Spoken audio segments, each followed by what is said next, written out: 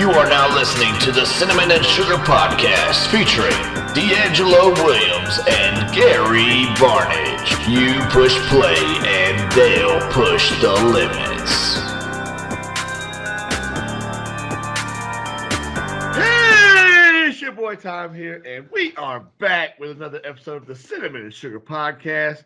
Ooh, fellas. Bro, hold up. Why does this introduction get louder and louder? I swear he turns it up. Because Gary didn't have his headphones There's no off, point so in I had to doing get- that, bro. It is. It wakes everybody up, gets everybody going. But I'm pretty sure when they hit the play button and select this podcast, they're already woke when they turn it on. They don't need you to wake them up, bro. I'm pretty sure he breaks a couple headphones every time. extra woke. Every time.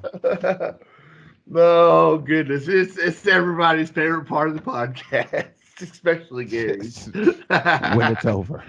Listen When here. it's over. Let me ask you this. You know, we're going to get into how y'all's weekend was, but I got a fun moral dilemma question to start this podcast with.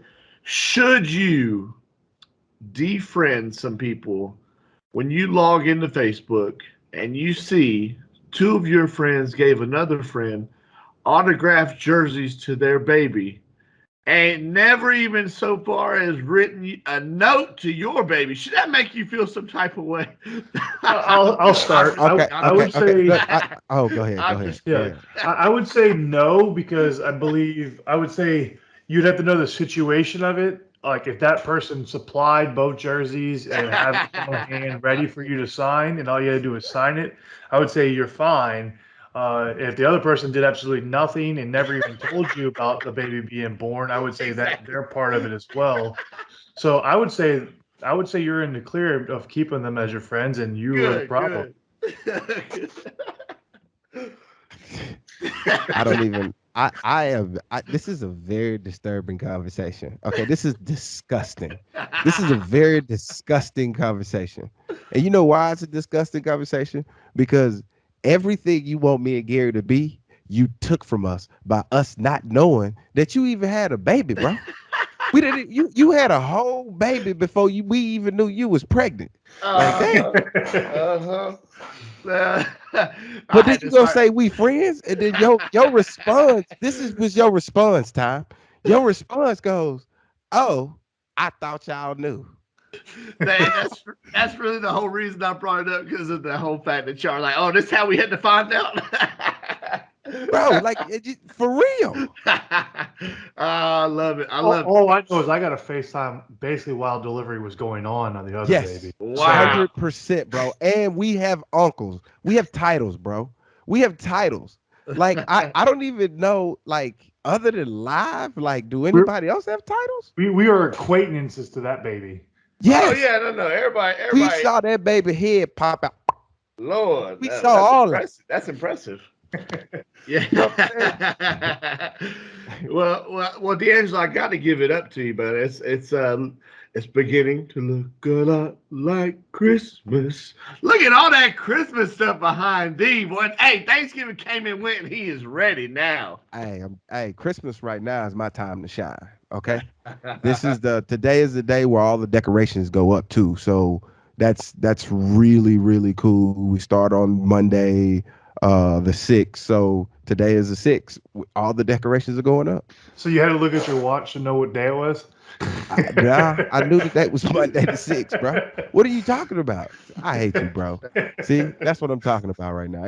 Y'all want to know how our weekend went? Yeah, let's see how the weekend. My weekend was a lot better than DeAngelo's, I would say. I will say it was a lot better in some ways, and then in one way it was terrible. But I went in the great ways. I went to New Orleans and went to a wedding for Will and James from The Amazing Race. Hold on, Gary, because you be taking us way too fast. You take us way, way, way too fast, and you leave out all the good shit. So because I know that, I'm going to bring you back a little bit, okay? So you went to the wedding in New Orleans, right? I didn't get an opportunity to go. I'll tell you how my weekend went. It'll coincide on why I didn't make it. What was the food like at this wedding? Because we in New Orleans now. And if I'm in New Orleans, I want some etouffee. I want some New Orleans style dishes. or was it one of those? Was it a fancy wedding, like where they had just like the little finger foods and you don't really get full?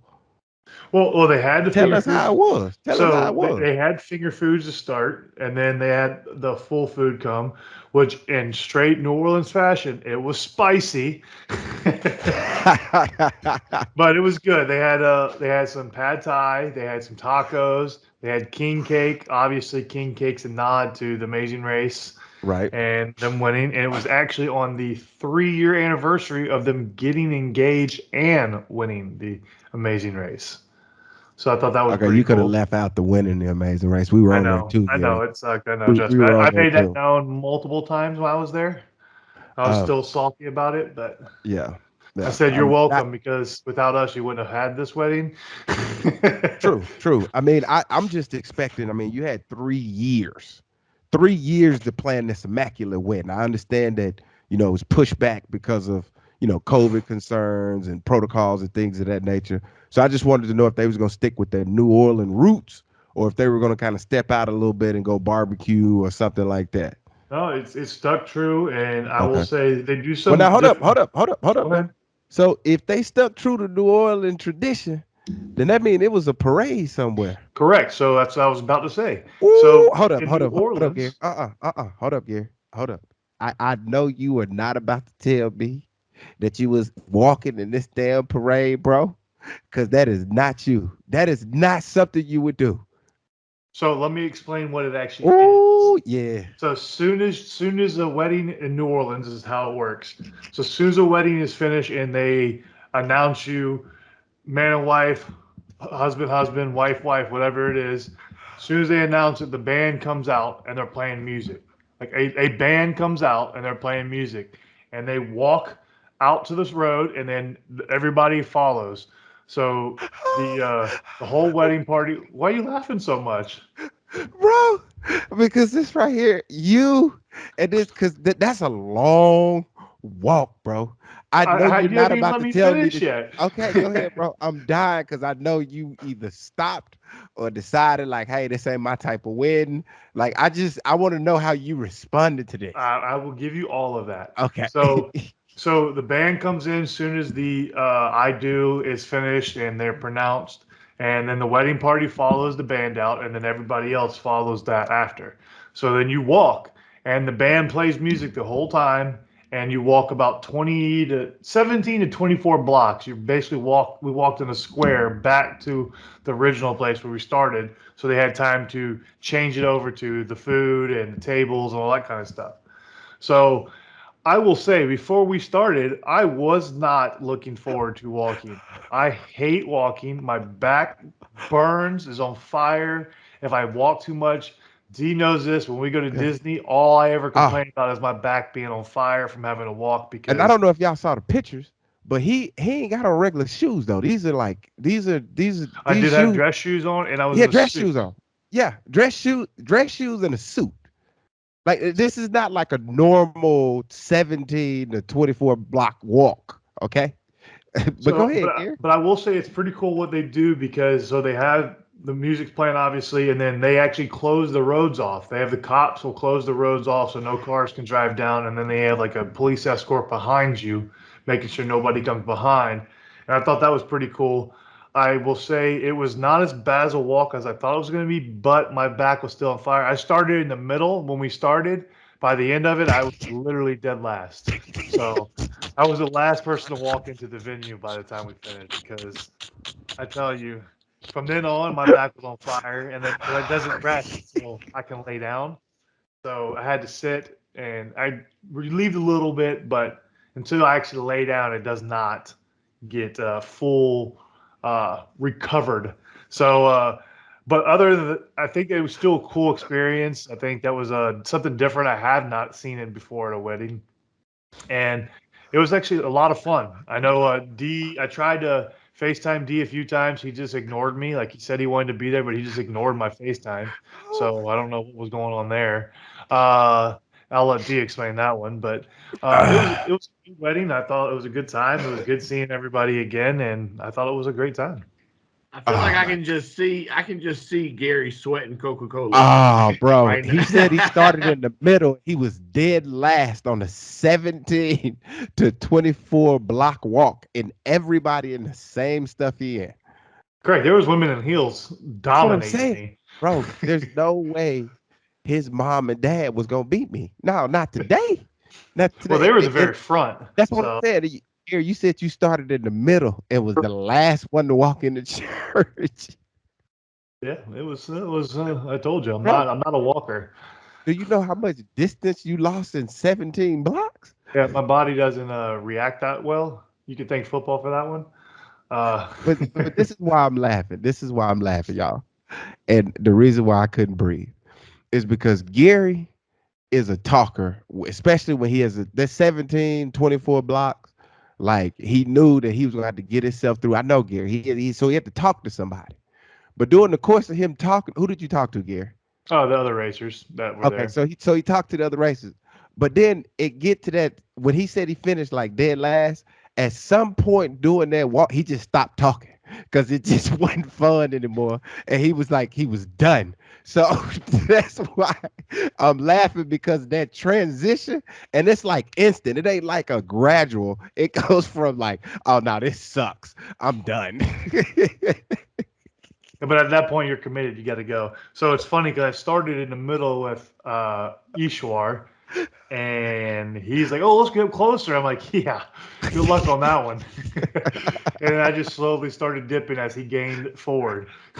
Hey, bro, when did you stop talking to people though, Gary? Because I know before you got to the church, there was a point where you were just like, you know what? I'm just gonna focus on me. I will say we did have a little bit of a reprieve. We got to one point, and there was a lull where we had to stop because there was a work truck that was parked in the Okay. middle of the road. So the cops had to move it, get it moved. So I got a chance to stretch my back a little bit, which helped. So I actually Okay. did not stop talking this time because it wasn't continuous. If it was continuous, I would have lost it. I wouldn't have lost. It would have been hurting even more. D knows because every time we go to Disney, it is. Oh, bro, that's why I'm dying, because don't nobody else know that Disney Gary, when everything starts shutting down, like he goes from like talking to like just trying to get through the pain to where he just flat out just uncoachable, just belittled. Like I'm going home. I will say, like when we go to Disney, I'll be with the kids. Like, oh, kids like want to be on my shoulders. Yeah, no problem. You get about Yeah. Start off great. half the park in, and I'm like, no more rides. No, y'all go on that ride. I'm gonna sit over here and go eat. Uncle Gary's closed. I need my bro. break. I'm talking about to the point like, hey Gary, where you at, man? You went to the bathroom? Nah, man. I'll catch y'all back at the room.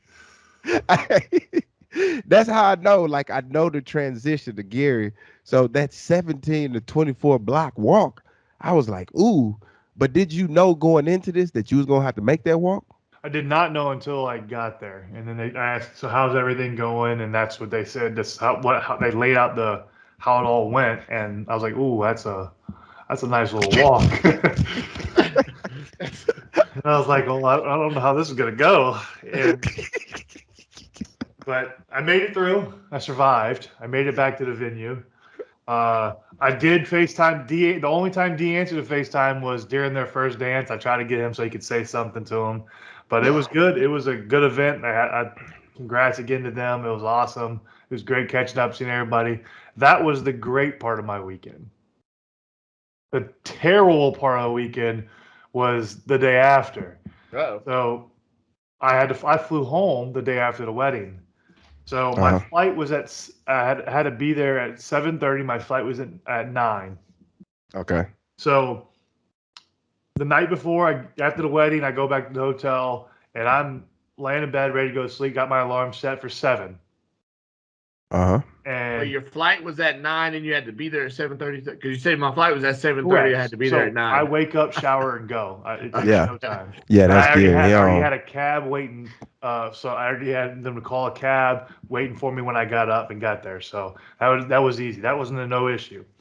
So I in bed at night, and I don't sleep 1 minute the whole night. I could not fall asleep because I was so worried about my alarm going off and me missing it. that I did not sleep. I ended up watching The Best Man Holiday. I ended up watching 14 episodes of Go Big Show and Wipeout. I was so pissed because I could not fall asleep. And then I look over and it's 7 o'clock. I'm like, oh my God, I did not sleep at all. So I get up, I take a shower, I get to the airport, and 10 minutes before we're about to board, they come over and say, sorry, your flight is delayed till 1 o'clock because of fog. Every flight to New Orleans was delayed coming in because there was a lot of fog outside. So every flight was delayed. So now I got to change a flight. Still haven't slept. So I've been up for 24 hours now because now it's like it's 9 something o'clock and they changed my flight to 1. So now I'm looking at. Are you in the airport at this time? Oh, I'm sitting at the gate waiting. Oh, so you're not even at the hotel. So okay. So all right. I'm looking at the flights and they're like, it's delayed till 1. So I look at my connecting flights and I'm like, well, there's okay, Gary. Okay. I just curious. And I've always wondered this. Even not natural disasters, but when you have stuff like rain, fog, like weather, if there's a meteorologist in the area and it calls for it and you know that that's gonna happen, do you feel like the airline should reimburse you for money if they knew, like, hey, that's what we pay meteorologists for. We knew that it was gonna rain today. I would say no, because they don't change flights unless it's outrageous, and there's no way of guaranteeing it's going to be outrageous on flights, especially on like raining wise. You can say it's going to rain, but they never say it's going to be. They might say it's thunderstorms, but again, if it's 30% thunderstorms, it's 30% in that area somewhere. It doesn't mean it's at the airport. Right, that's what I'm saying. But even if it's a 90% chance that it's going to rain, like you know that it's going to rain, you know that there's going to be thunderstorms and so on Thursday. As a traveler, should you look at the weather before you travel? Like, so you probably didn't look at the weather and it didn't say, fog or anything like that. So I'm saying, who's responsible for that? Is it the airline or is it the person booking the ticket? Nature. Jesus. I blame nature. Because I don't think you can predict fog. I think fog's not something that they can think, oh yeah, it's gonna be a foggy day in 2 weeks. I think that's more of just happens. Well, I don't know for a fact, but I don't think you understand what I'm saying. If the news channel can say, hey, it's gonna be massive flooding tomorrow, and people listen, if you look at the weather and you go, oh snap, it's 80% chance of thunderstorms tomorrow, I probably shouldn't fly out tomorrow because my flight gonna be delayed. All right. Well, how about this? Put a shoe on the other foot. Say that they say it's gonna be 80% chance it's thunderstorms, so the airline cancels your flight, and then you wake up next day and it's bright and shiny. You're gonna be pissed that they canceled your flight. Absolutely. So that's what I'm saying. So it all falls on who's responsible for knowing the weather when it's time to fly in or fly out. Nobody. Is it the airline? I think nobody. I think it's just you take that upon yourself when you book your flight. Okay, so you shouldn't be mad. No, correct. Okay, all right. So you shouldn't be mad. I'm telling you right now, up until where you going right now. Oh, I can still be mad. It's just nothing I can do about it. Okay. I'm not blaming the airline because it'd be different if it was just Delta was delayed, but every flight was delayed in New Orleans because no flights could get in. So that was the problem. So right. So you still hadn't been to sleep. 9 o'clock. You still in this airport. Yes. So I'm in the airport and it's delayed till 1. So now I'm looking at flights and I'm like, okay, well, I got a connecting flight. It says I'm going to land at 3:10, or at 2:55. So I'm looking, I'm like, well, there's a 3:10. Well, that's not going to work. So then I had to book a 6:15 flight. So now I was supposed to be home at 2 o'clock is what the time I was supposed to be home, my original flight. So now I'm delayed till 1 o'clock. And so I go to the lounge and I'm like, okay, well, I want to try to sleep, but there's no beds here. This isn't an international lounge, so I can't sleep. I'm exhausted right now. So when it hit about 11:30, I had been up a full 24 hours. So I was hurting. So finally, I found a seat in the lounge, and I'm like, screw it, I'm going to sleep. So I slept for about 30 minutes through one movie, woke up. Then I slept for another 30 minutes through a movie, woke up. And I was like, okay, well, it's about 12 o'clock, 12:15. Let me head down to my gate, get there. And I am exhausted. So I get on the plane, watch it, all that. That's fine. Get home. I get to Atlanta. It's 3:00. Now I have a 3-hour layover waiting again, and I'm exhausted still. So I go to the lounge again. I'm sitting there, get on the plane, and I eat, do everything you gotta do. I don't fall asleep in it. That little hour nap helped a little bit. And then I get to the plane, get on. We're on the plane, and I'm watching my iPad, watching a movie, and I'm like, nope, I'm gonna go to sleep. So I go to sleep. 15 minutes, literally, from the time they were still boarding. I wake up when the boarding door closes because I am not comfortable. My back's already starting to get on fire from sitting. And I wake up, get home, land 7:45 into Florida, get home my house 9:00. I am asleep by 9:45, and I slept till 10 a.m. the next morning. I had an hour and 15 minutes over a 36-hour span, and I was dead to the world. But I got a 12-hour nap, or sleep, I guess, and it was amazing. So I hate to break this to you though, bro. It wasn't that you stayed up for 36 hours. It was that 17 to 24 block walk you did. That got you tired enough. That got you tired enough to sleep 12 hours, bro. So there's probably God speaking to you saying you need to get started working out. What are you talking about? If you've been watching Cinnamon vs. Sugar, you know my working out's going well. Natural athlete. So what I did this weekend, and the reason why I couldn't join Gary is I have the flu, or had the flu. Me, the wife, the kids. I mean, we had the flu, and I felt like I didn't need to expose everybody at the wedding party or people in the airport, especially if we got delayed like you, Gary, because of fog, and and then didn't want to get COVID while having the flu. You didn't want to double down, so there was a lot of variables in there on why I didn't go. And on top of that, too, no one knows where we got the flu. To answer those questions or who got it first, we just know that everybody's sick and that we're all getting well and getting better. But that's why. So that was basically your weekend. That was my weekend, just sleeping off and on, running fevers and running a thermometer across everybody's forehead to make sure that we're giving them the right dosage. Dude, I'm telling you, for like the last 4 or 5 days, man, it's been interesting because it feels like I'm an orderly or something because I'm walking through, scanning heads and passing out medicines, and it's been really interesting. So, like I said, my weekend was a little better than Dee's weekend. Yes, and all I've been doing is like sleeping and sweating and sleeping and sweating and making sure that I'm drinking and yeah. Also, one other thing that I did, which I actually text DeAngelo, and he just ignored my text, but it's fine. I'm used to it. I recommended a TV show because I finished a TV show on Netflix. I don't know if you've seen it, Time, but Cowboy Bebop. I definitely recommend check it out on Netflix. I really enjoyed it. I know it's based off of anime, and people that watched anime are a little upset with the way they made it. I hadn't seen the anime, so I had nothing to go by, and I actually enjoyed the show. Okay, so now I get an opportunity to really challenge and break down that good guy persona of Gary's. So everybody just heard how, I basically been fighting for my life with the flu.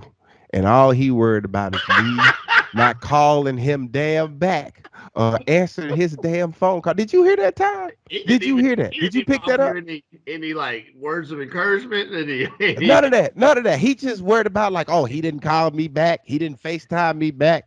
Like he jumped straight into a TV show recommendation. Yeah, that's what I'm saying, bro. And you dang right. Payback sucks, doesn't it? Because when I was sick and didn't go to Disney, he gave me so much crap. He didn't care I was sick. He's like, oh, you're making it up, blah, blah, blah, blah, blah, blah.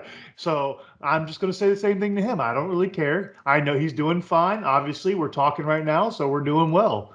So I'm going to continue living like he did. He's such a dick. He never once, bro. Like even when he FaceTimed me while the boyfriends was dancing, like they were dancing like on a scalpel or something, like a scaffolding or something, right? And he was down on the ground, And you could tell he wasn't looking through the phone because the boyfriend's wasn't in the center of the camera. It was something else. So I'm looking at the center of the camera like, what am I looking at, Gary? And he can't hear what I'm saying. And he like, what you say? So he kept putting the phone. He was looking at them, but then you see it move so he could hear what I was saying. It was a shit show to begin with. And then he just ignored me the rest of the time. Bro, I was fighting for my life over here. I was battling the flu. And you're going to hold that to boys. You know what? Payback sucks, doesn't it? Payback sucks, doesn't it? So I know all of the listeners are going to be wondering because of the world we live in today. But you guys went and got COVID tests because, today it's like you got all the symptoms of the flu. First thing is people jump to is COVID. So you got tested for COVID. It came back negative. Yes, yes. It's the flu. It's actually flu A, which is crazy that they was able to tell us which flu that we had. Flu A. Flu A. Huh. Okay. So, Tom, what did you do this weekend? Man, I had a wedding to go to this weekend. Hey, wedding partners. Look at that. Right? Hey, come on now. Wedding crashes together. But no, so we got to go out. We had to celebrate my brother's birthday on Saturday. So that was fun. Got a little weekend, not a full weekend, but some time away from both of the kids. We had Cynthia's mom came over and watched the kids for us while we did some of that. So that was good. We had a good little time. And, my Panthers didn't lose this weekend, so that was always nice, except for they did lose an offensive coordinator. How you get fired on your day off? Bro, can we dive into that? Can we sit right there for a little bit? Can we sit right there for a little bit? And the reason why I want to sit right there for a little bit is because it is okay for anybody in the world to tell the truth about the Carolina Panthers except DeAngelo Williams. Because when DeAngelo Williams says something about the Carolina Panthers, it has to be because he's hating. Oh, he has some ill will, or everything that I've said about the Carolina Panthers has been true. Nobody's ever came back to me and was like, oh, man, you know what, DeAngelo, man, I apologize, man. That's on me. I shouldn't have did that. They even double down more, man. Like, you hate, you this. But then also feel the same way that I feel. Just like I said about this college coaching staff that they brought in. The problem wasn't Joe Brady. That's not the problem. The problem is you're trying to bring a coaching style into the National Football League that's not different. The only reason why the college style offensive system works for the Lamar Jacksons of the world, for the Baltimore Ravens, is because they took his entire offense that he ran at Louisville and they put it into the Baltimore offense and they made it special because he's a special player. Okay, let's make sure we get that right. They don't have a player like that in Carolina. I feel like that's a subtle shot, time that he's calling you out for not agreeing with him and stop calling him a hater. Sounds like subtle shot. I don't call him a hater. He's talking about Panthers fans in general for sure. I already know what he's talking about. Yeah, that's what I'm saying. I don't understand why. Like, and then when these pieces start falling, they're gonna get rid of Matt Rule in a couple years, and all that money's gonna be dead money, and they're gonna complain and they're gonna talk, and then there's gonna be people that tweet me and say, "Yeah, DeAngelo, you was right." They never apologize. They just say, "Yeah, you right," and I'm like, "Oh, okay, cool. All right, okay, cool." But at the time, we thought you was. But it doesn't take the time back that you slandered me for 4 or 5 or 6 years or 2 or 3 years until what I said come to fruition. It's just you gotta have the mindset to know, like, man, this foreshadowing is there. It's here. And this all goes back to the issue with fandom, being so devoted to being a fan of a team or a player that it clouds your judgment and your ability to see what's actually happening and going on. Can I get the definition of devoted? It's French for you care about. It's French for devoted. I love it. But yeah, can I talk about something since we just kind of transitioned? Well, you basically just forced us to talk about it, but okay. Yeah. Because we transitioned. Well, I want to hear Time's rebuttal. Oh, he's never apologized either. Well, the thing is, I don't call DeAngelo a hater because I know he's not just hating on the Panthers. I know he doesn't actually hate the team, even though that's kind of like his persona that people think. But I think he's right. And we're coming to we're coming to see that with Sam. Even from the beginning with the whole Darnold situation, and then No. You told me I was wrong about Sam Darnold. Hey, You told me I was wrong when y'all were 3-0 and Sam Darnold was sitting on top of the looking world. good, boy. Boy, look at you. Now you a PJ Walker away from taking your own life. I don't know about all that, D, but damn. Nah, but hey, it don't matter because we're gonna have Deshaun Watson next year, and we're gonna be back into the hunt. And Okay. we'll move on from here. I mean, That'll never happen. That'll never happen. So The Carolina Panthers will never select Deshaun Watson, even though they're under new management. It won't happen because this fan base don't know how to handle or will accept a player with that type of baggage.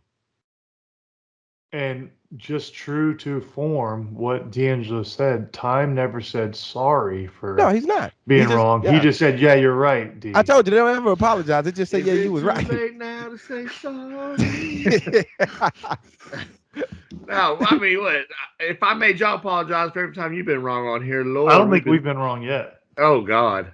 I gave a 60-40 to Steelers over the Panthers in the playoffs, make it further. I gave a 60-40. We both have said Jordan's the GOAT. That's been proven multiple times by multiple people. So I don't think we've been wrong on cases. I've said the Packers were going to get the furthest. As of right now, I'm leading. Obviously, we'll see. But no one's leading that until we're actually in the playoffs. Neither one of your teams are actually in the playoffs yet. They're in the hunt. We're in the hunt. There's a difference. My team's locked for the playoffs as of right now. So I am in the lead, but it could change at any moment, obviously. I hate talking to him when his team's up. Yeah. But you're all right. We did have a crazy win by the Steelers this week, so I give that credit. I did not foresee that for one bit, but I was actually – it was a very good game. Open your damn eyes, you'd be able to see it. Speaking of that game, you John Harbaugh, do you make that call? Do you make that call? I'm going for 2 hostile situations. Are you going to make that call? Why or why not?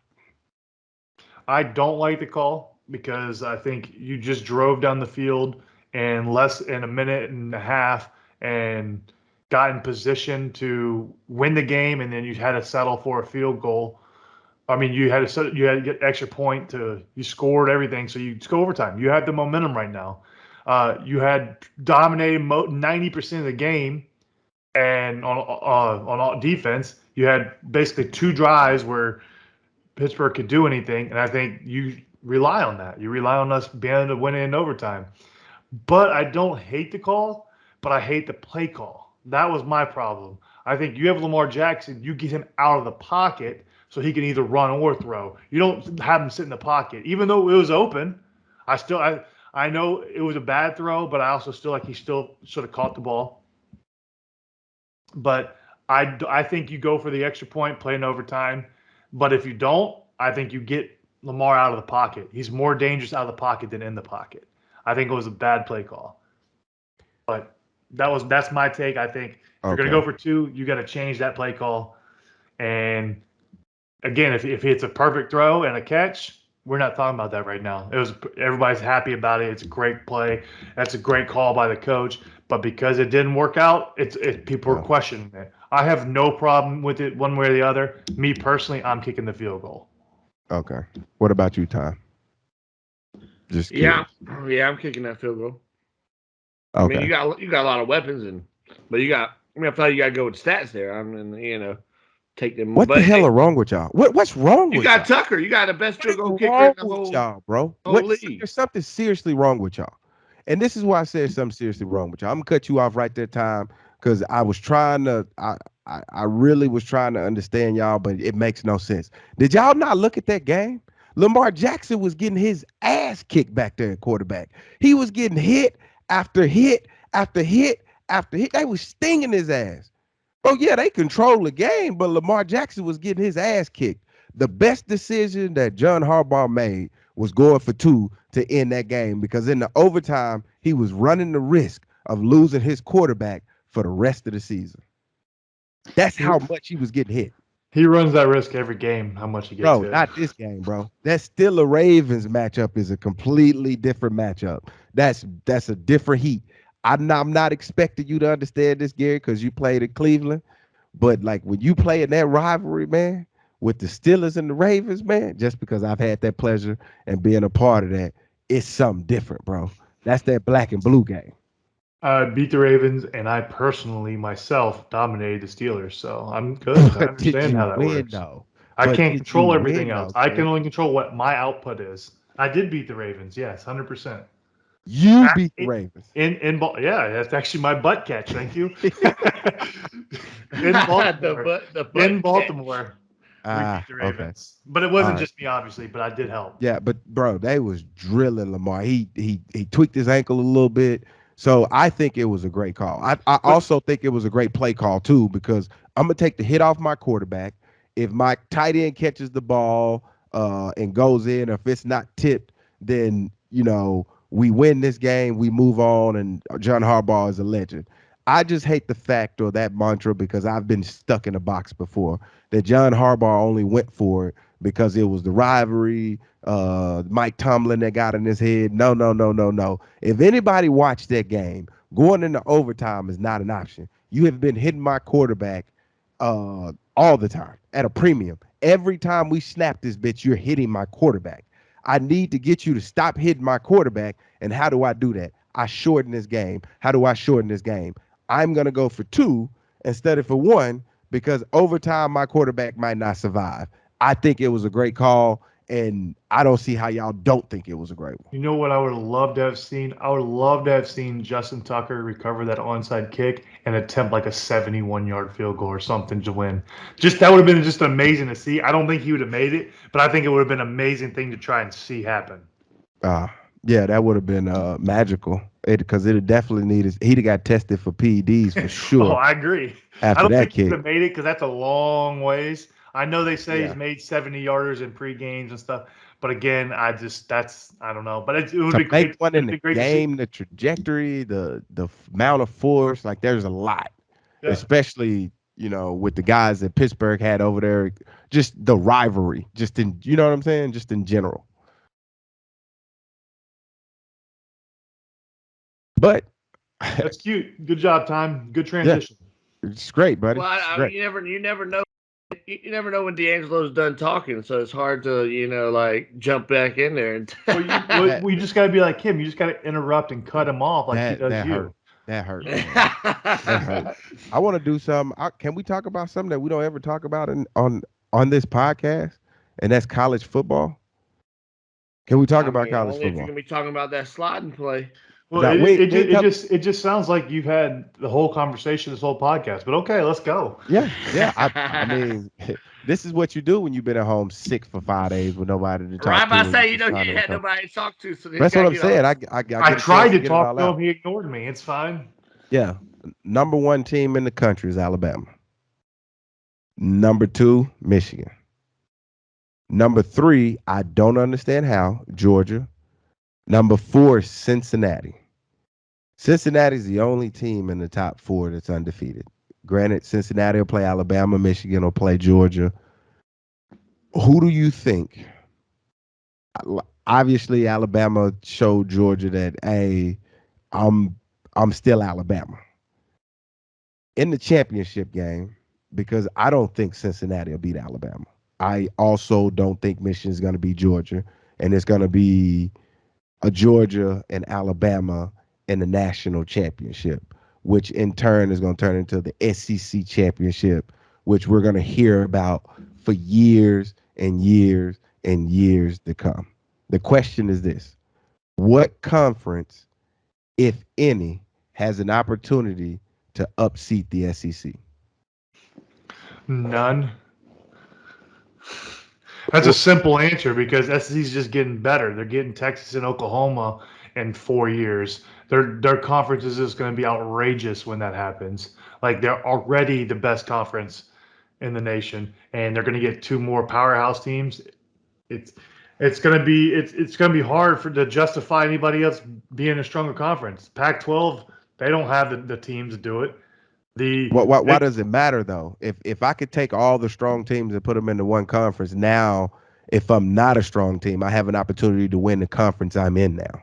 Yeah, it does for that, but it doesn't help you in the playoffs because it's based off strength of schedule. If your Yeah. strength of schedule is terrible, like Cincinnati, they played one team that was good, Notre Dame. They won their game they needed to win. That was it. They haven't played anybody else. That's why they stayed at 4. You have teams playing. You have like LSU, you have Alabama, Georgia, who on a yearly basis, obviously not this year. LSU's good. Florida's good. Kentucky was actually good this year. So you have them playing teams that are constantly ranked in the top 25 multiple times throughout the year. Texas A&M, Auburn, teams they're always in the top 25 and they're beating them. How do you expect a team that plays maybe one person that might be ranked once every 4 years? How do you expect them to go into the playoffs? They're not deserving if they're not playing the schedule. And everybody has the right to play. Obviously, top schools can say no, I don't want to play, which sucks. But then you can still find other schools that you can play that are better instead of playing FC Northwest or all these smaller schools just because you want a cupcake. I know every team does it, but that's what they do. And because they want to pad their thing, go undefeated. I think that's what hurts Cincinnati. Cincinnati, I think they're moving to the Big 10, I think, or 12, Big 12, which is not even going to have 10 teams, I don't think. But I think when they do all that stuff, it will help their strength of schedule because they're going to be playing better competition year in, year out. So I think the top 4 is good. I think what would have been interesting is if Oklahoma State would have won their game in the the Big 10 championship or Pac, whatever it was. I don't know. What do you do with them? Do they sneak in because they were number 5? If they win their championship versus a ranked Iowa team or whoever it was, do they sneak in over Cincinnati or no? That would have been an interesting thing to see, but they lost. I hate when people right now are saying Notre Dame does not deserve to be in. Notre Dame lost to Cincinnati, who was not ranked when they played them. And Notre Dame is always the most overrated team every year because they make their own schedule, play where they want. They usually play one good team a year, and they're always considered to be one of the favorites because they don't play anybody. They get great recruits, but they always lose when the time comes to things. So I don't think they deserve to be in it. I think the right 4 teams are in right now. It makes sense. I'm fine if you switch Michigan and Alabama, and then you switch Cincy and Georgia. I don't think you make Alabama versus Georgia in the first round of the playoffs. I think that way you make it where, hey, now you're actually going to find out these other teams can compete with these SEC schools. And if they both lose, it proves these are the 2 best teams in the nation. They should be playing each other for the championship. Makes sense. And not for the SEC championship. Correct. I like it. I like it.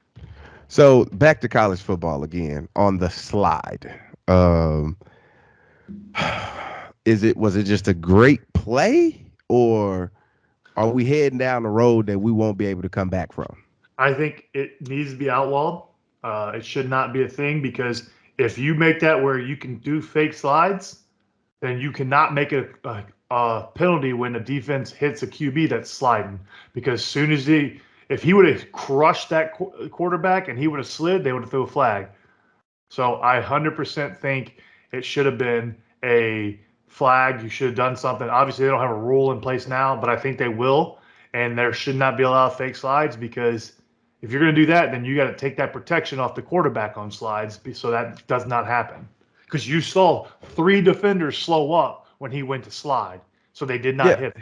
It bothered me because there was a lot of people. So what generally bothers me about football is not the football itself, but the people who watching it. And they'll say, "Oh, that was a great move. Like, this is legendary. Like, look how cold this was."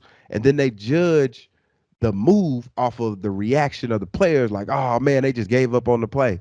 No, it looked like he was sliding, and then they didn't want to get called for a personal foul penalty or something like that that'd be damaging to their team. That or even a targeting and get thrown out of the game in the championship.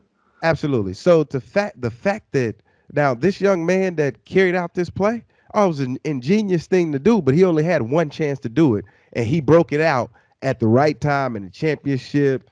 So now we're faced to deal with the consequences of that beautiful move that everybody's talking about, that now has transitioned over to, hey, I don't know if he was fake sliding versus actually sliding. Now that defender, when he comes up and he hit that guy, he now has a leg to stand on. Which in the NFL, I'm pretty sure they have a rule in place. Once you initiate the slide, you're down at that Yes. location. There is no Yeah. fake get up and go like he did. So I think that's going to happen in college because of that. It bothers me to my core of all the people who are defending the kid for fake sliding on how it's a great Yes. thing. Defenders, they shouldn't have let up. They can jump over them. If they say that, they've never played the game of football and they don't understand how things work. So I don't think they have the right to say that because they don't understand. Like you can't, if you're running full speed at somebody and you see them go to slide, you're going to let up. You can't Yes. go full speed and just expect he's going to slide and jump over him. That doesn't happen because most of the time you still hit the guy. You see it all the time in the NFL. They try to get out of the way, but a lot of times they aren't able to. They still hit them. Yeah. It's just not physically possible when you're playing full speed in football. And a guy's running full speed at you. You can't. So when you see the start of the slide, they let up. And they did. It showed it clearly the guys let up. And he took advantage of it. I think there will be a rule in place next season. Yeah, but how do you police that though? You make it the same rule as the NFL. When you initiate a slide, you're down right there, whistle's blown dead. Yeah. And there's no, Okay. you can't gain yards afterwards. You're down right there. So as soon as he went to start the slide, he'd have been down right there, and everybody would have let up just like normal, and they would have blown the whistle, and he'd have been dead, or down, not dead. Like that. Time? Any responses? I know you're very astute over there. I think they need to have that same rule because, like you said, I mean, I saw Ryan Clark tweet out, this is the first step to a targeting penalty because if I see this now, I can't pull up anymore because you got it's dang near like, you know, one of those penalties whenever you fake like you're going out of bounds and then you don't go out of bounds and it's like because people pull up, you know. So if you want to give the quarterback that protection, then you got to give the defender the protection of, hey, if I'm going to stop because this is the rule, then yeah, we need to make sure that I'm not going to look like a Bobo the Fool out here whenever he goes to do this slide and doesn't actually do it. You know? I agree. So I know we're finna get ready to end the podcast, but I want to ask this question. If you could compare your team to a Christmas movie, what Christmas movie would it be and why? When you say my team, when I say your team, I'm talking about your Green Bay Packers, your Carolina Panthers, and the Pittsburgh Steelers. The team that you're rooting for this year on this podcast. I know you said Carolina Panthers, so I couldn't say, so I went with the Steelers. You, Gary, you went with Green Bay on your team in terms of who's going to make the most noise. So it's not the team that, you know, you're necessarily a fan of, but maybe that's the team that you're pulling for to do everything right. If you compare it to a Christmas movie, what Christmas movie would it be and why? I'll go first because it was my question. If I could compare the Pittsburgh Steelers to any Christmas movie, that Christmas movie will be Rudolph the Red-Nosed Reindeer. Right now, up until last night, we was playing reindeer games, okay? We was going in there. They didn't take us serious. They was making fun. You know, we went through a rough patch, but we got it all together now. We front and center. And, hey, this sled does not move without us. Christmas, football, nothing happens positive without us. And that's what I mean by the Pittsburgh Steelers is the Rudolph the Red-Nosed Reindeer of Christmas movies. All right, I'll go next. I got Christmas Vacation, National Lampoon's Christmas Vacation for Green Bay, because they've had so much nonsense going on around them since the beginning of the year on, is Aaron Rodgers going to play? Is he not? Is he going to take the Jeopardy gig? What's going to happen with Devontae Adams after the season? Is Aaron Rodgers gone after the end of the season? Is Aaron Rodgers vaccinated? Oh, does he have COVID toe? All this nonsense, all this stuff going on, all this hoopla, crazy stuff going on. all this crazy stuff, just bashing them. After the first game, they look terrible. They're washed up. It's all because of Aaron Rodgers. Blah blah blah blah blah. But in the end, just like in Christmas Vacation, when it comes time, Griswolds deliver, and Aaron Rodgers is delivering, and the Packers are tied for first or second in their division. I mean, in the NFC. So I would say right now the Packers are the National Lampoon's Christmas Vacation. Ty. Ty. There's only one answer that can represent my Carolina Panthers. And I thought about it ain't. I thought about doing Santa Claus is Coming to Town because of Cam Newton, the GOAT Superman, coming back, and he's going to lead us to the playoffs. But the one Christmas movie that defines the Carolina Panthers and the way that we are fighting to stay in this playoff hunt is Die Hard. Because it's going to take... It's not a Christmas movie. It's going to take a lot to get these Panthers out of the playoffs this year, boys. So we're going to die hard, if you know what I'm saying. And that's the Christmas movie that defines the Carolina Panthers. How do I know?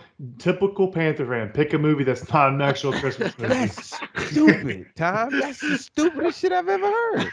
It's that makes no fandom. sense at all. Typical fandom. He's picking a movie that is not actually a Christmas movie. But that's the thing, though. Even if you went Die Hard, like, why? Like, not because of the movie title. You got to explain how the movie relates to how your team's playing. And I think in Die Hard, the good guy wins. I don't think the good guys are going to win. We're going to win. Win. See, this is why we can't do exercises like this, Tom. This is why we can't do things like this. Hey, but real quick before you hop off here, I wanted to ask you all this question because, you guys are probably some of the only millionaires that I know. And so when I have, talks with regular people about athletes and their money, I feel like I'm always on the opposite side, even though I'm not a millionaire myself. But I think it's because I know y'all don't talk to y'all. So I'm having a discussion with some of my friends, and we are talking about people, like, I think this one was specifically about baseball contracts and about how people chase money. And one of my friends brought, they're like, I don't understand why athletes chase money because they already make all these millions. I would rather try to get a ring than sign somewhere that's going to be bad for bukus of more money. In y'all's opinion, is that a thing? Like, once you become a millionaire, that you just stop counting the extra millions you could get from playing somewhere else? Or is it, I should be chasing winning championship? Because I said, really, if you're not in the category of being one of the greatest of all time, I don't think championships are that big a deal because that money is going to help you after you retire. That ring ain't really going to do anything for you after you retire. So what's y'all's take on that whole situation? Should people chase rings and take less money? Or are you like, hell no, you only got a certain amount of time to make your money. Go make that money while you can. I think anybody that says they would chase a ring versus the money, I think they're lying to themselves because they don't work in this profession.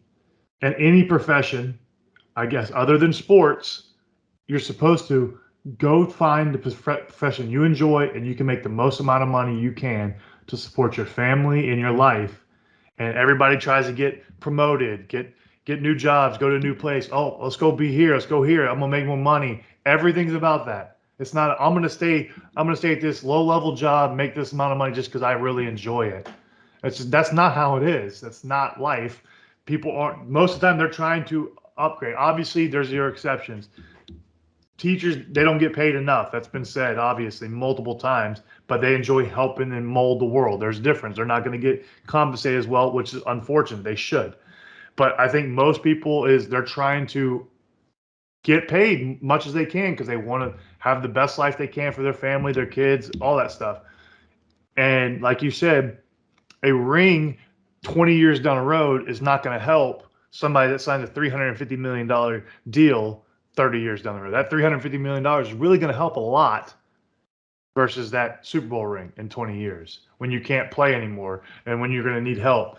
And I think that's the problem. Like you said, if it doesn't deal with you being the GOAT, like Tom Brady, he took less money to play and do all that stuff. But I don't think that is the situation for 99% of guys.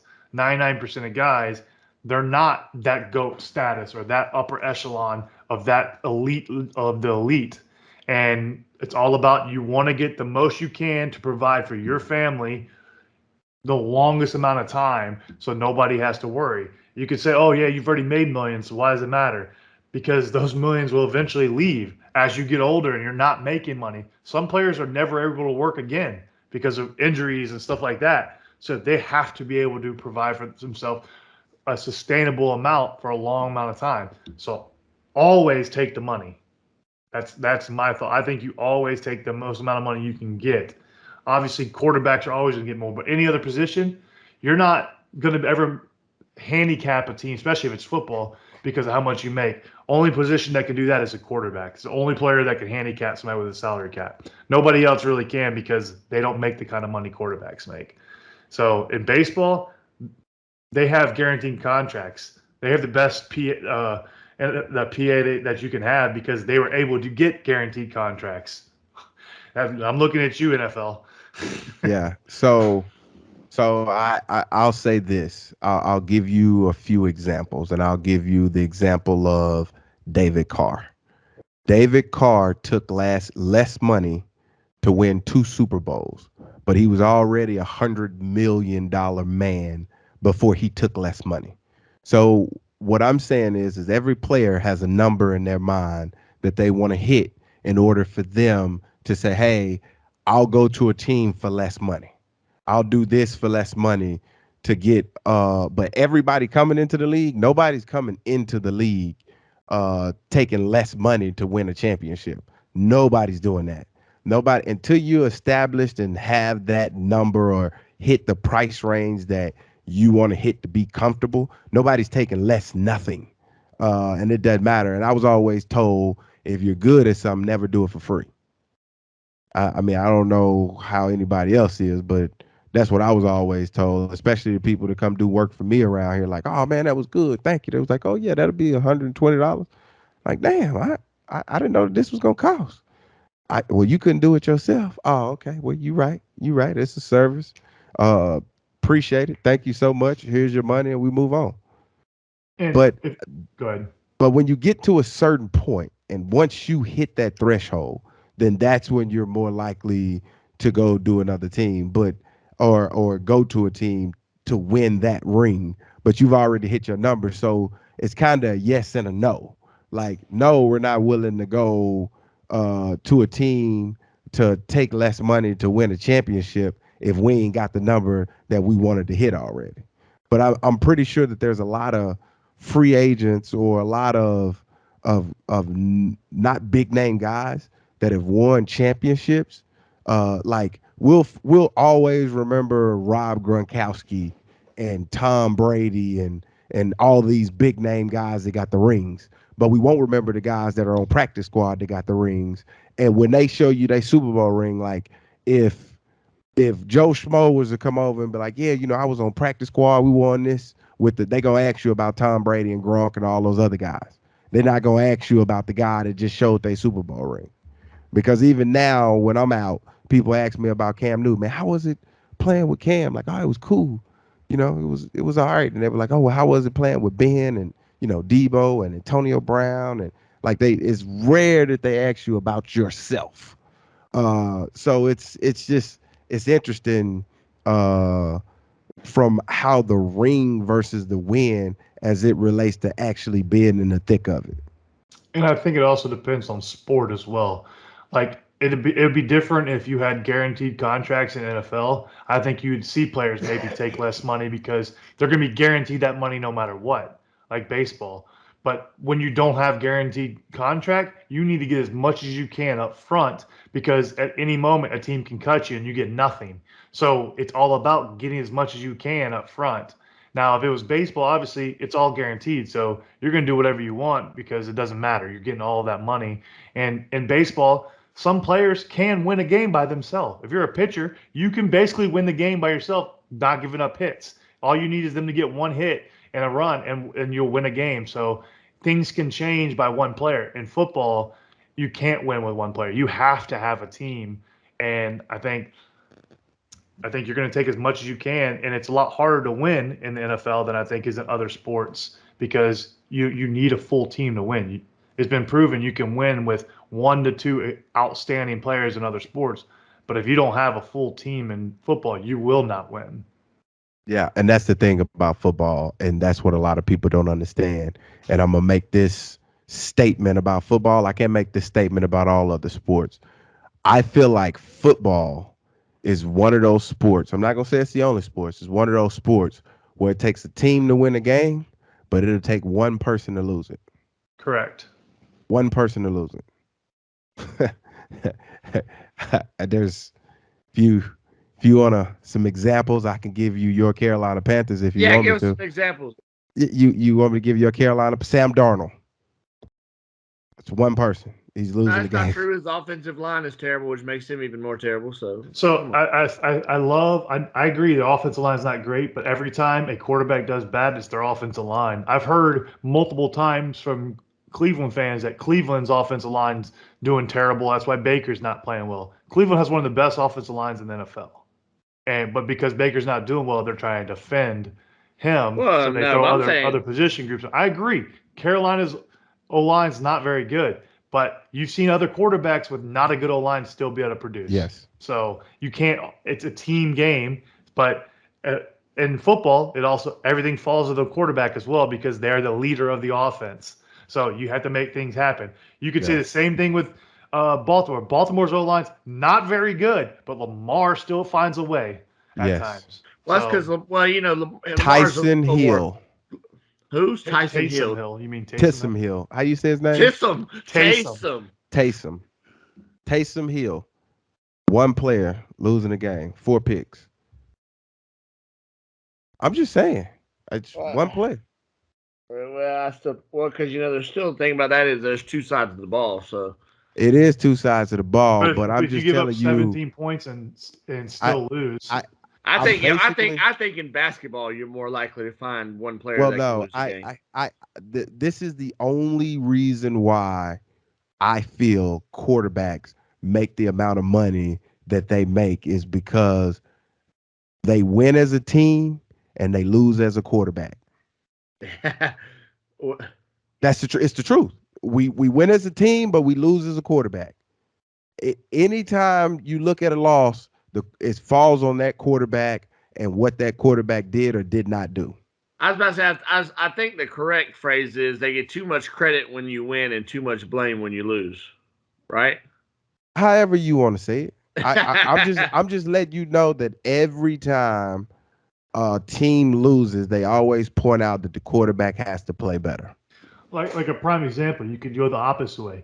Everybody's saying Mac Jones is playing outstanding because New England's playing great, but his stats aren't amazing, but they're winning, and that's the thing. Yeah. And everybody's like, "Oh, he's great." I think he is a good quarterback, but their defense is playing lights out, and they're just doing efficient football on offense. He's not doing anything outrageous, and they're winning, and he's playing well, but he's getting so much credit for it, but he's getting too much credit, and the rest of the team's not. Well, I think the Patriots have made a brand on that type of football, haven't they? I think Brady's destroyed that brand when he went to Tampa and won too. Well, yeah, but Tom Brady's still doing his thing. But I'm just saying, as far as the Patriots, it's been hey, can we find a quarterback who can't make mistakes and we'll let our defense win? They had a few years where their defense was terrible and they still won. Yeah, well, that's because Tom Brady had come into his own, I guess. But I see what you're getting at. But by the way, did we ever acknowledge on this podcast DeAngelo's new picture? I couldn't remember. We did not. Look at that beautiful picture hanging back there. Is it crooked? Is it still crooked? Not. We finally have a square picture that's not. Bro, I don't even know how that picture even got hung up there. I honestly don't know who hung that picture up there, bro. All I know is I literally looked at that old picture at least 7 times every podcast because it was always crooked and it frustrated me so much. I'm glad we were able to straighten you out, Gary. See what I did there? Straighten yourself out. Yeah. Gary, seeing DeAngelo and his that's a Memphis picture, right? Yes. Did you get an invite, Gary? To what? Did you get an invite to Hawaii? Because I know DeAngelo's going to Hawaii, and is he not going to take either one of us? Oh, well, I wouldn't go if he asked because it's Memphis. So. Well, he wouldn't. He hadn't been to a bowl game in years, so we're in a bowl game too, sir. He'd be scared. I'm not sure which one it is, but I know we're in one. Oh, okay. You gotta love Loserville. They've been that awful. He hadn't watched since Lamar Jackson. Hold on, when was the last time Memphis won a BCS bowl game? Oh, that's what I know. We've got 2. I didn't know how many you got. We lost one a couple years ago. Oh well, we've won 2, so I just didn't know how many you got to or whatnot. So we just talking about the height of bowl games. We don't even talk national championship anymore. We just go to but I didn't know that's where we were. It was before the playoff. We didn't have a chance to get there when I was there. Okay. We're old, remember? Oh, okay. All right. Couple lawsuits later, y'all still banging though. Hey, that's basketball. That's not us. But I know we won't get a chance to get to it because I know we've gone so far. But I really wanted to talk about, and I guess we could talk about it next week. But I wanted to talk about the Crumblies, as it relates to, obviously, just to kind of update y'all on what's going on here in terms of what we're talking about. The Crumblies, the 15-year-old kid, he went to his school and he decided to open fire and killed a few kids. And apparently there's some discrepancies and things of that nature on maybe the parents bought the gun for him in particular or may have not. Whatever the case may be, I wanted to talk about them charging the parents with manslaughter. Was this the right call based on the laws that are there in Michigan? 1 and 2, is it obviously there's something going on with this kid? There was some signs. I mean, was this kind of like a quick decision by this kid, or was this something that we saw the signs and we just ignored them, and this is the result of us ignoring those signs? I think that would be a great topic to start off. Let's talk about it next week. All right, sounds good. Well, do you guys have a video coming out this Friday for the challenge? If you would have watched last Friday, you would have saw. Well, obviously, what would he have seen, Gary? He would have seen that DeAngelo would not allow me to redo my 40, so our producers had to step in and force the decision, and we are redoing the 40 this Friday. Okay, redoing the 40, and then I realized I wasn't on here last week, so I didn't get to talk about how you weren't bad here. Why weren't you here? How bad that's you right. cheated DeAngelo at the hatchet toss. No cheating. I followed the rules of what the owner of the establishment said. Lord have mercy. D, you got to get a better, people around you, because there ain't no way if I'd have been there, I'd have let that happen. Man, I appreciate it, bro. I'm just glad that you understood the same thing that I was understanding. But, Gary shafted me. It's cool, though. Hey, everybody gets told different things. I just went with what the owner of the establishment, who knows what he's talking about, said we should do. And that's of course the owner wants more camera time for his establishment and to show off his big axe. Absolutely. I was thinking the same thing. Hey, he agreed to it. He could have said no. He agreed to it, and I dominated. We've seen how you talk D and stuff all the time, like getting him to shoot his money ball first instead of third, like he's supposed to. Again, he doesn't have to. Yeah. He chooses to. He makes that. He has the free will to choose to do it, and he chooses to do it. All right, guys. And we out. We appreciate you tuning in to another episode. We'll be back next Monday for Cinnamon and Sugar Podcast. Go ahead, D. Now do it. You are now listening to the Cinnamon and Sugar Podcast featuring DeAngelo Williams and Gary Barnidge. You are now listening to the Cinnamon and Sugar Podcast featuring DeAngelo Williams and Gary Barnidge. You are now listening to